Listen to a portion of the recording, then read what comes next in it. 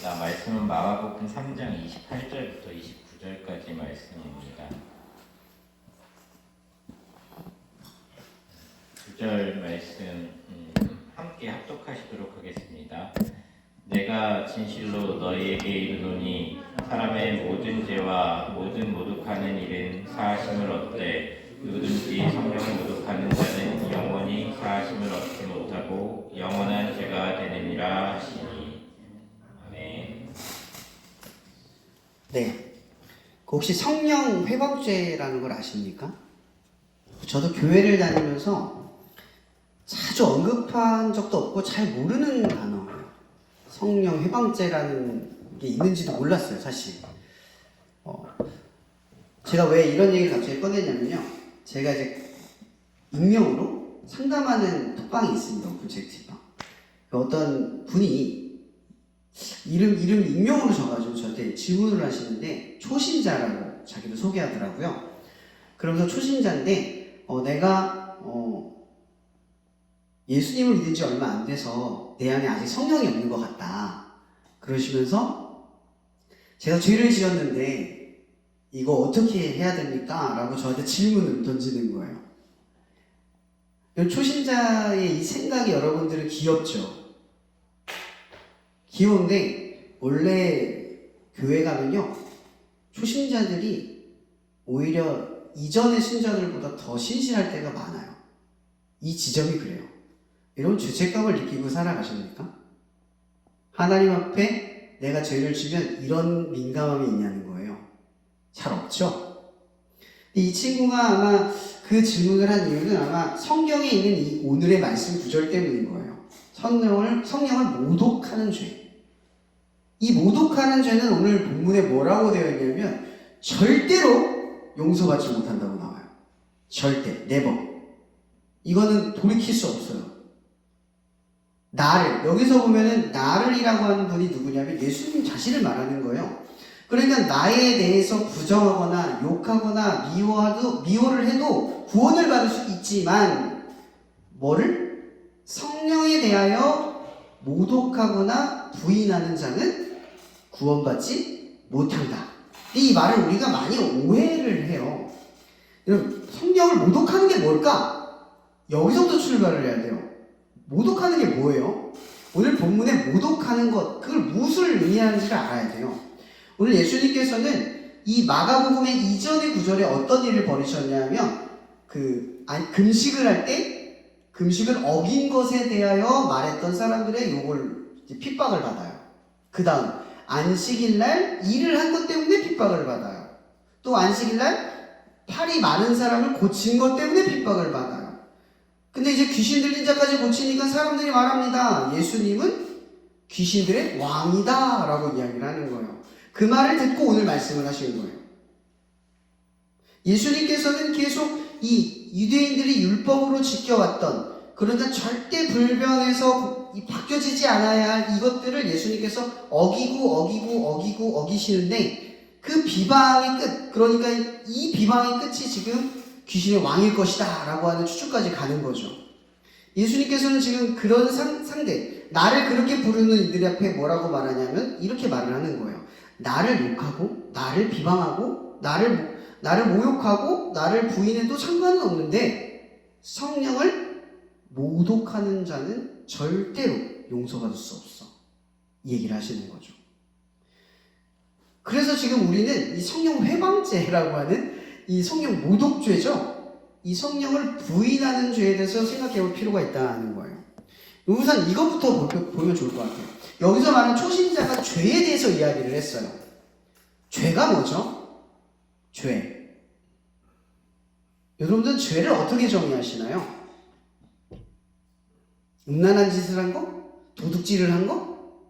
누굴 미워한 거? 어떤 게 죄죠? 다 죄죠. 다 죄예요. 예수님께서는 죄를 어디까지 이야기했냐면 마음으로 품으면 죄라고 했어요. 그러니까 인간은 모든 게 다 죄예요. 온통 하루 일상이 죄로 가득 차 있어요.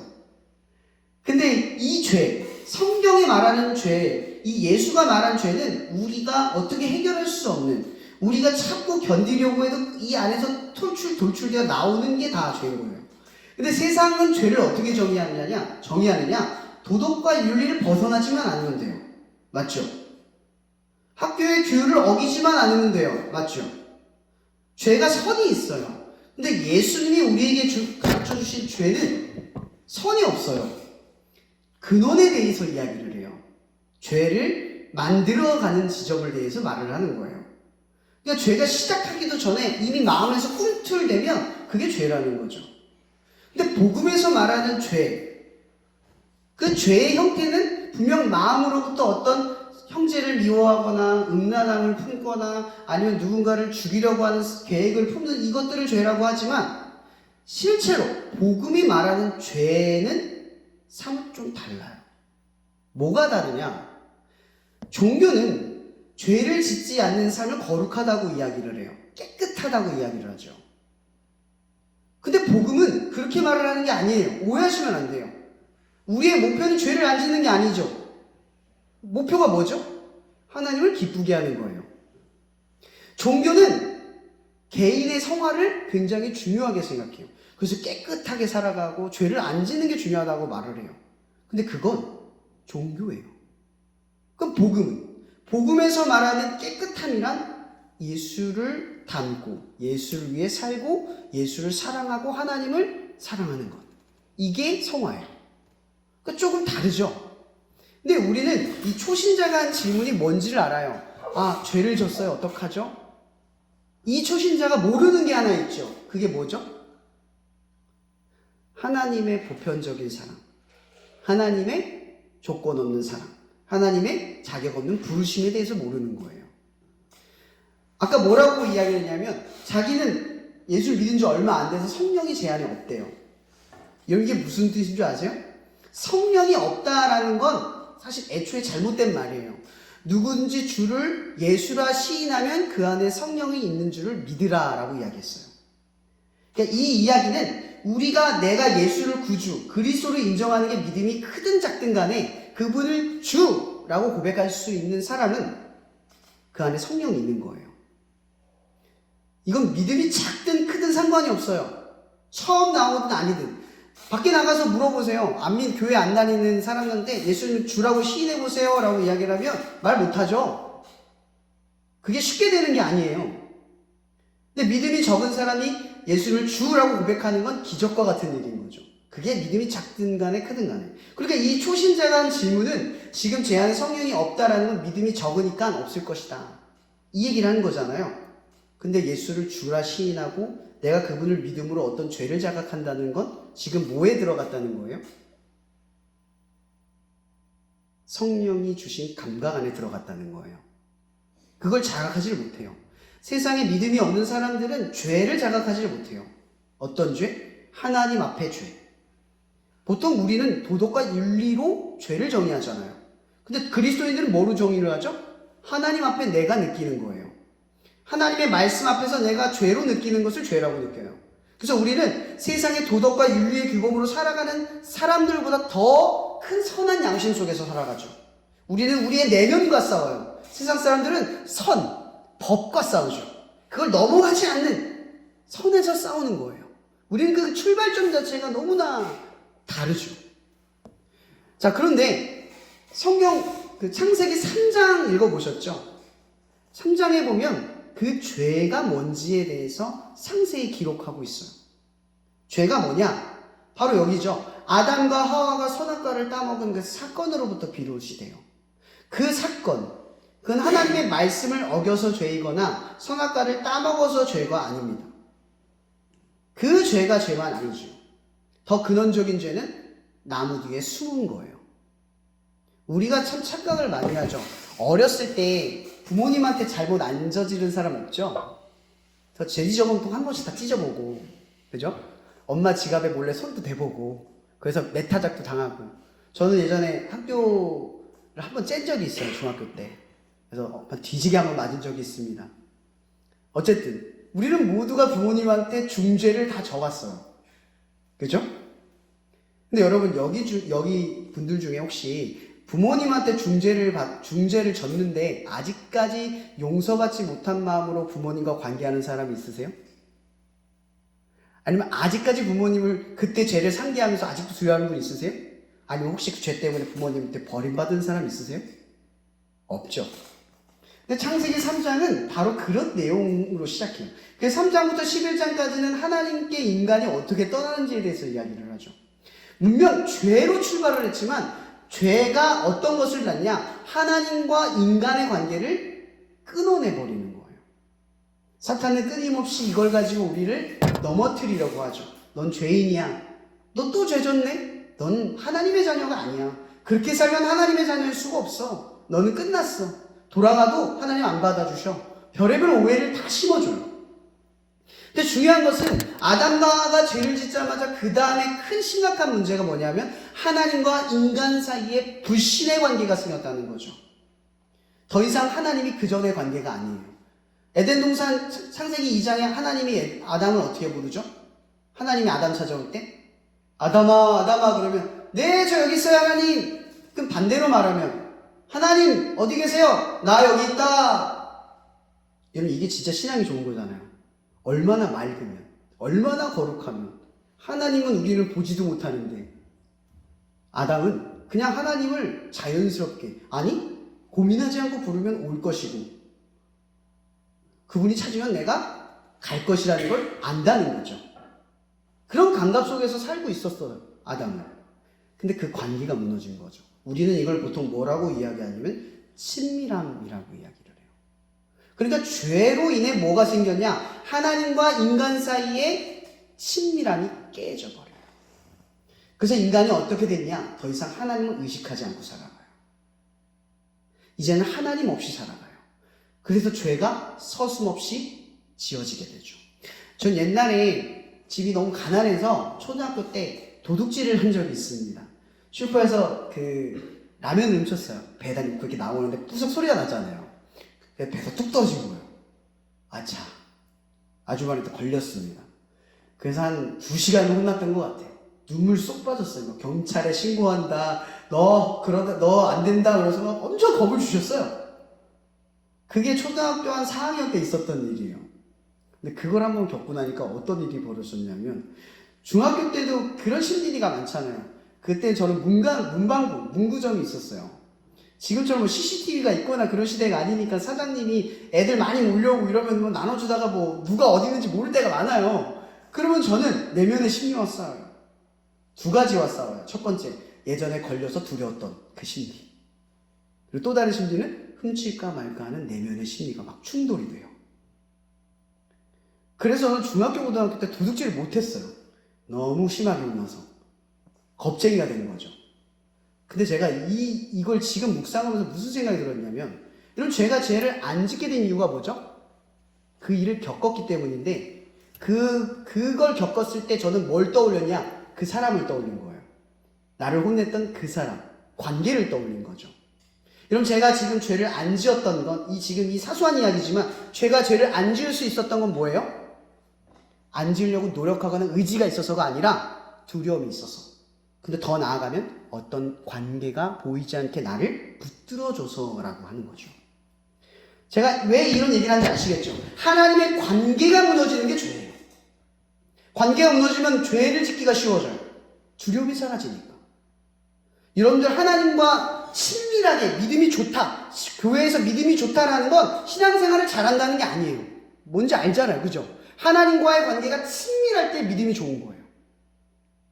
그분이 음성이 느끼고 들려요. 그럴 때가 있잖아요. 그 말씀이 따뜻하고 사랑을 쉽게 전할 수 있는 나의 풍부함이 내 안에 쏟아나올 때가 있어요. 그때 우리는 하나님의 관계가 어떻죠? 보다 친밀해요. 근데 문제는 이거죠. 기독교, 그러니까 그리스도인들이 바라보는 죄는 어떠한 잘못을 저질렀을 때 하는 행동이 아니라 하나님과의 관계가 끊어지는 것부터가 죄라는 거예요. 하나님의 관계가 훼손될 때 그게 죄라는 거죠. 근데 우리는 이 죄를 잘 몰라요. 하나님과 친밀하지 않는 걸 죄로 여기지를 않아요. 관계가 무너져 있어도 그 관계를 신경 쓰지 않아요. 여러분들도 예를 들어 연애를 하거나 친구가 있는데 친구랑 관계가 서운해져요. 내가 무슨 잘못을 했다 칩시다. 그럼 여러분들은 사과를 하죠. 근데 사과의 목적이 뭐예요? 잘못을 했기 때문입니까? 아니면 관계를 회복하기 위해서입니까? 후자죠.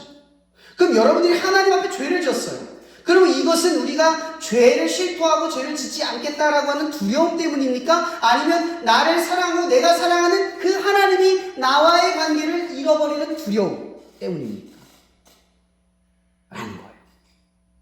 그래서 성경에서 말하는 죄란 결국은 어떤 행동의 잘못에 의해서 어떤 행동을 하는 결과물이 아니라 하나님과의 관계가 끊어져 있는 상태가 죄라는 겁니다.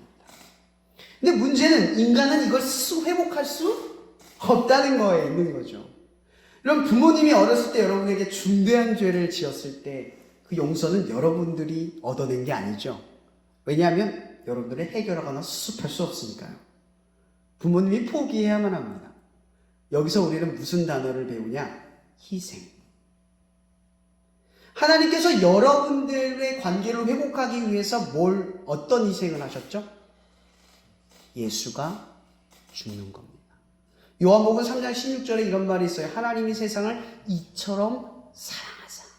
이처럼. 이것처럼. 그러니까 엄청난 것을 사랑하는 것처럼. 이처럼을 뭘 비유하는 거죠? 독생자이신 예수를 버림으로써 그분이 우리에게 증명하려고 하는 건 내가 너를 이만큼 사랑한다. 세상보다 너를 더 귀하게 여긴다. 더 이상 너의 우회됨을 파괴하고 나의 관계를 무시했던 것을 돌이킬 수 있는 그 지점을 만들어주신다라는 거죠. 바로 부모님이 우리의 중대한 죄를 용서하듯이 우리가 해결할 수 없는 어떠한 관계를 회복할 수 있도록 예수 그리스도를 죽임으로써 관계를 회복하셨다는 거예요. 근데 성령은 어떤 일을 하냐? 바로 이 일을 한다는 겁니다. 예수가 그리스도라는 사실을 밝히는 일을 하는 거예요. 예수를 주라 시인하게 만드는 것이 바로 성령의 역할이라는 거죠. 그러니까 성령을 모독한다라는 뜻은 하나님과의 나의 관계를 부인하고 버린다는 거예요. 그런 사람은 절대로 구원받을 수 없다는 거죠. 또 누군가에게 하나님의 자녀임을 말하고 선포할 때 그 자녀됨을 훼손하고 막아서는 것. 이 본문 앞전엔 나에게 모으는 자는 내 편이지만 해치는 자는 하나님에게 버림받는다 라고 표현을 해요. 그러니까 이 성령에 모독하는 죄는 뭐냐? 하나님을 그리스도라 시인하지 못하게 만드는 죄. 그것을 의미한다라는 거죠. 그럼 우리는 바로 이 지점부터 출발을 해야 돼요. 우리는 그 탕자의 이야기를 너무나 잘 압니다. 우리와 똑같이 중대한 죄를 저지른 탕자의 이야기. 우리는 탕자죠. 부모님한테 탕자예요. 우리가 부모님한테 중대한 죄를 지었을 때 우리는 어떤 생각을 하냐? 바로 이 탕자처럼 똑같이 얘기할 거죠. 엄마가 날 용서만 하면 나는 뭐든지 할게요. 어떤 취급을 받아도 좋아요. 이런 말을 했을 거예요. 저도 그때 그 심정이었으니까. 근데 그 아버지가 뭐라고 이야기를 합니까? 아들아. 하나님께서 우리를 구원하시기에 우리에게 가장 첫 번째 말하는 게 있어요. 그게 뭐냐? 너희가 하나님의 자녀라고 하는 신분을 다시 회복시켜요. 여러분은 하나님의 자녀예요. 더 이상 여러분들을 종이라 이야기하지 아니하고 하나님의 자녀 혹은 예수님의 친구라고 지칭을 하죠. 여기서부터 출발이 돼야 우리는 하나님의 자녀가 돼요. 근데 내가 자녀로부터 복권이 되지 않고 여전히 죄인인 상태에서 하나님을 바라보면 우리는 죄인일 수밖에 없죠. 근데 하나님은 우리의 관계를 어떻게 회복시냐면 우리가 죄를 짓는 중에도 하나님의 자녀라는 사실을 절대 잃어버리지 않게 하는 거죠.